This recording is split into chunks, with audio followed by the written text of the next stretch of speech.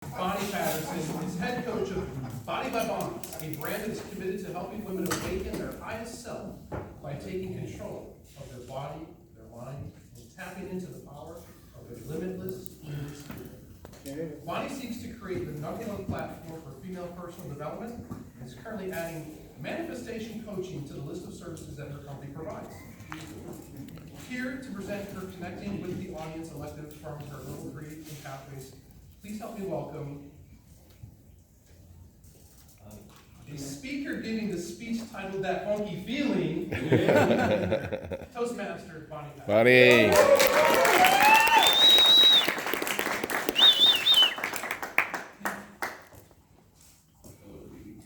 How's everybody doing today? Good. You guys feeling good? You feeling like you're in a good place? Yes. Well, I'm not. Been in this really funky place lately, and maybe you guys can relate. So raise your hand if you've ever had a terrible, traumatic memory come flooding back into your mind and it just knocks you off your rocker. Right? Okay. It's pretty real when that happens. And today I want to expound upon the most recent resurgence that really took me back in time and is causing some uncertainty in my current romantic relationship. Let me explain. So I'm dating this guy.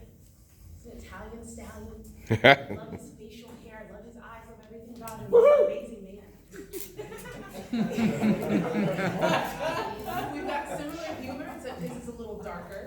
He's the most compassionate man I've ever met. He puts everybody first, even if and often to the detriment of our relationship. His work ethic is amazing, also to the detriment of our relationship. But most of all, he knows me like he knows me, like all of the phases I've been through. He knows the Bonnie that used to go clubbing every single night and be on ecstasy like she was crazy. He knows the Bonnie that used to sell drugs like she was a hustler. He knows Bonnie that became a born-again believer in her 20s and was praising Jesus and abstinent and pure. And he knows the current relentless Bonnie that plans to replace Tony Robbins. He knows all of it. He knows the good and the bad. And he knows the fire-breathing dragon that I become when he disappoints me. And that actually happens pretty often. If you guys have me on Facebook, you probably saw this Saturday night selfie date that I took. Well, because he worked so hard, he didn't get off work until late again, and he didn't make it in time. And I'm not going to sit at home dressed up for nothing. And this happens more often than I wish it would. And regardless of how many times he disappoints me, I don't believe that any man deserves to be talked to the way that I talk to him when he does this. So I've had a rough past with men, and there have been plenty of horrible men in my life, but they don't represent every man. And my grandmother, as small as she is an alpha female energy, and she has a way of making even the biggest man feel this small.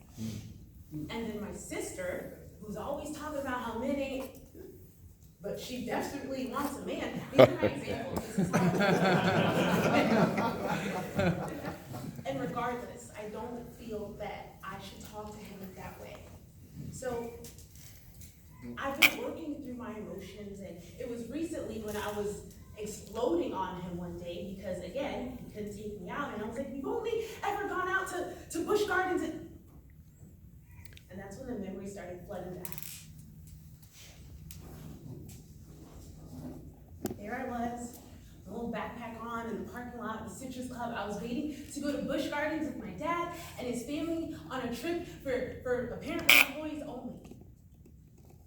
And I don't really remember how it ended, but I just remember seeing that charter bus pull off through my tear-filled eyes, and I don't remember much else after that. That was the first time my father disappointed me. And so, as I'm sitting here yelling at him, making him feel warmless, like he's beneath the dirt underneath the soles of my shoes, it all came flooding back. Busch Gardens, my dad disappointed me, so every time he does it, I'm filled with this rage, and that's why I lash out on him. But that's not his fault. And so now I'm stuck. Now I'm in this funky place. Like, do I wait for him to change? Do men change? All the women in my life say they don't. But I'm a coach. And I believe in people's ability to change. If I don't, then my career is high, right? So we work through our issues together. And most of all, I'm a woman of integrity. And I'd be mortified if anybody saw how I talk to him behind closed doors. So I realized that these daddy issues are my issues, and he's teaching me. I'm a lifelong learner, and I'm committed to learning, and even though he's got plenty of room to grow, even though we are extremely different, I work out 5 days a week, he goes and plays pool in his off time and watches anime. I'm committed to personal development, he's committed to sleeping in his free time. But we still love each other, and we're working to grow together. And so, I wanna ask you, Toastmasters, look back at your behaviors, look back at your coping mechanisms, and ask yourself, where do they come from? And most of all, do they still serve the person that you are today and the person that you're trying to become? If not, it's okay to let them go. It may be a funky feeling while you're confronting your past. It may put you in an awkward situation, but that funky feeling is going to be worth the growth and the freedom that you get. So it's nice.